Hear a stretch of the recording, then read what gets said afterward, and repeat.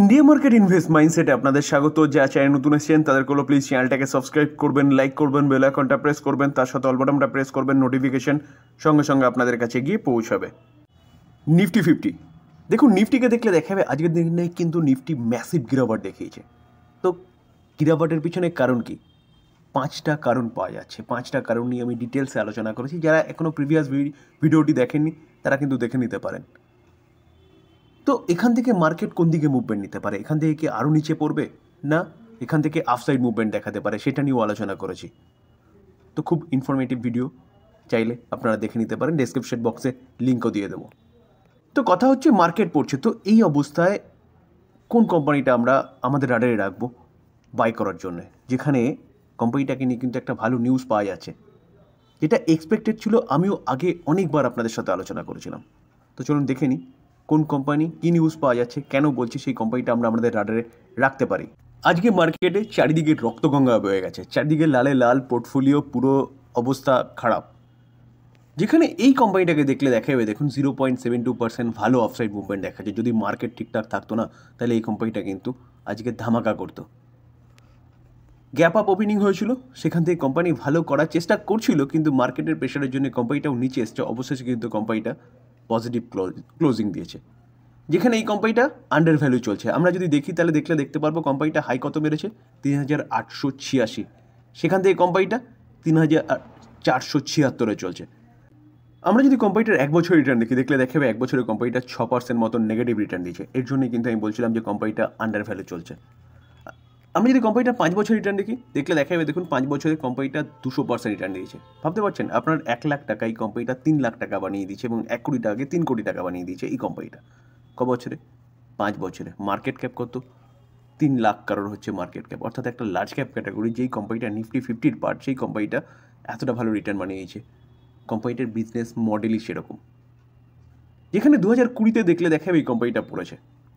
এই কোম্পানিটা 2020-তে প্রায় 30% মতন পড়েছে। পড়ার পরে এই কোম্পানিটা কিন্তু এরকম রিটার্ন জেনারেট করে দিয়েছে। তো যেটা আগের ভিডিওতে বলছিলাম, বা যেটা আমি প্রায় সবসময় বলি, যে মার্কেট পড়ছে মানে এই নয় যে এখানে শেষ। মার্কেট পড়ছে মানে এটা দেখুন যে আপনাকে অপরচুনিটি দিচ্ছে ভালো ভালো কোম্পানিগুলোকে নিচে নামিয়ে এনে। এটাকে এইভাবে দেখুন স্যার, বাই করার অপরচুনিটি খুঁজুন। মার্কেট এখানে শেষ নয়, আরও অনেক নিউজ পাবেন, আরও অনেক কিছু হবে, মার্কেট আরও কারেকশান হবে, আবার কিন্তু মার্কেট উপরেই উঠবে। তো এই কোম্পানিটাও আমরা দেখলাম যে 1 বছরে 6% নেগেটিভ রিটার্ন দিয়েছে, কিন্তু 5 বছরে যখনই দেখলাম তো কোম্পানিটা কিন্তু ভালো রিটার্ন জেনারেট করে দিয়েছে। কোম্পানিটার নাম কি? আগে অনেকবার আলোচনা করেছি। কোম্পানির নাম কি?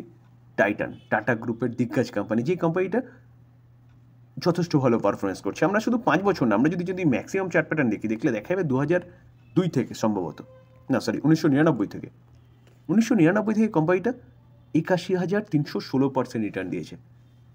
ভাবতে পারছেন কীরকম রিটার্ন বানিয়ে দিয়েছে? তো এই কোম্পানিটার Q3 রেজাল্টের আপডেট ডিক্লেয়ার করেছে। তো চলুন দেখে নিই আপডেটটা কী করেছে বা কী দেখাচ্ছে। স্যার এই আর্টিকেল দেখলে দেখা যাবে যে রাকেশ ঝুনঝুনওয়ালার পোর্টফোলিও, এই কোম্পানিটা রাকেশ ঝুনঝুনওয়ালার পোর্টফোলিওতে রয়েছে, যেখানে রাকেশ ঝুনঝুনওয়ালা মারা গেছে, তার ওয়াইফের পোর্টফোলিওতে রয়েছে এখন। কোম্পানিটা বলছে ইয়ার অন ইয়ার বেসিস Q3-তে 24% জাম্প করেছে কোম্পানির কি রেভিনিউ। যেখানে টাইটানের যে মেন বিজনেস কি, প্রায় 80 থেকে 85% বিজনেস হচ্ছে জুয়েলারি বিজনেস।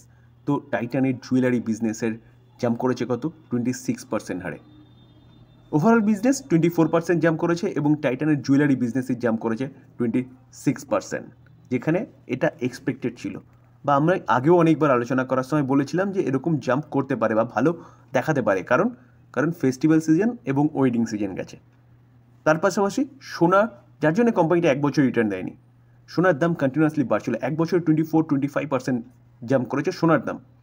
তো লাস্ট এই কোয়ার্টারে দেখলে দেখাবে সোনা কিন্তু এক জায়গায় স্টেবল ছিল, মোটামুটি 75 থেকে 80 এই জায়গায় ঘোরাফেরা করছে 10 গ্রাম সোনার দাম।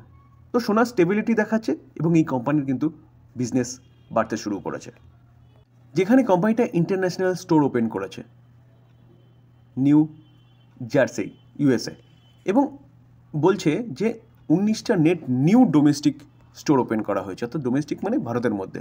তো এই নিয়ে দেখলে দেখা যাবে অল টোটাল কতটা স্টোর ওপেন হয়েছে। Increasing it presence in India, এর টোটাল 305টা স্টোর। দেখুন এই আর্টিকেল দেখলেও দেখা যাবে যে তানিস্ক তার বিজনেস ইউএসএ বলুন, দুবাইয়ে বলুন, এক্সটেন্ড করছে আরও, যেখানে দেখলে দেখা যাবে within India total 24 new store launch করেছে, ইনক্লুডিং 11টা স্টোর তানিস্কের এবং 13টা স্টোর মিয়া ব্র্যান্ডের। এটা কিন্তু জুয়েলারি সেগমেন্টের। তার পাশাপাশি ওয়াচ সেগমেন্টে দেখলে দেখা যাবে কোম্পানিটা 23 নেট স্টোর ওপেন করেছে, তার মধ্যে টাইটান ওয়ার্ল্ডের 12টা, 5টা কি বলছে হেলিওস এবং 1 ফাস্ট ট্র্যাক, এবং টাইটানের আই কেয়ারে 17% গ্রোথ দেখিয়েছে। তার পাশাপাশি ইমার্জিং বিজনেস সেখানে 27% গ্রোথ দেখিয়েছে। ফ্যাশনস অ্যাক্সেসরিজে ডিক্লাইন করেছে 20%। তো ওভারঅল দেখলে দেখা যাবে কোম্পানি Q3 যে আপডেট ডিক্লেয়ার করেছে, আপডেট কিন্তু যথেষ্ট ভালো ডিক্লেয়ার করেছে। এখন ফাইনাল রেজাল্ট আমরা পাবো, কোম্পানি যবে রেজাল্ট ডিক্লেয়ার করবে, এখনও ডেট ডিক্লেয়ার করেনি, ডেট ডিক্লেয়ার করলেই আমি আপনাদের সাথে আলোচনা করব। তো এই কোম্পানিটা কিন্তু আপনি রাডারে রাখতে পারেন, যেখানে 1 বছর ধরে কোম্পানিটা নেগেটিভ চলছে, তো পারফরমেন্স কিন্তু দেয়নি, আন্ডার ভ্যালু চলছে বলতে পারেন, যেখানে এই কোম্পানি যথেষ্ট ভালো বিজনেস করছে।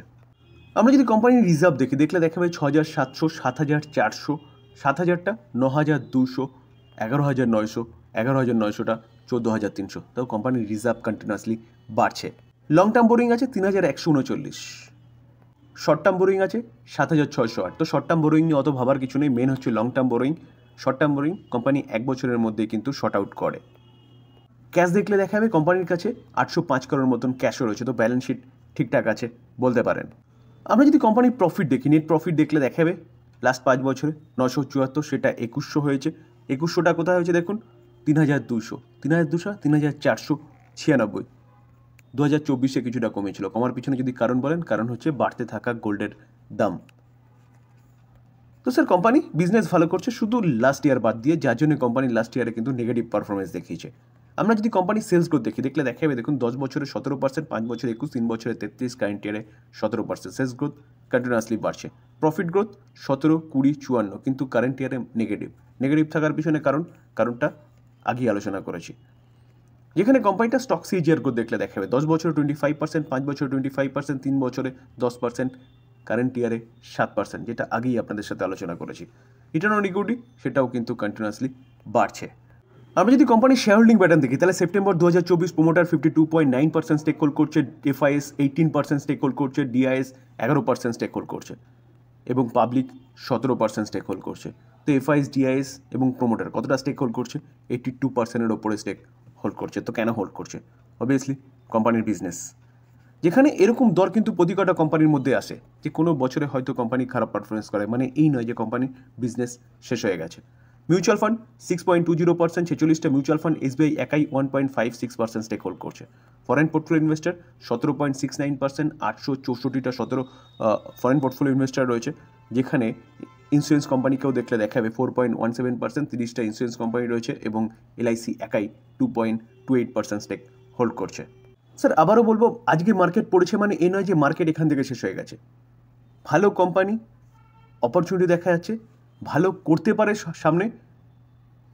Q3 আপডেট যেটা ডিক্লেয়ার করেছে সেটাও যথেষ্ট ভালো ডিক্লেয়ার করেছে। তো এই কোম্পানিটা কিন্তু আপনি রাডারে রাখতে পারেন, লং টার্মের জন্য বেস্ট ইনভেস্টমেন্ট হতে পারে সেফলি।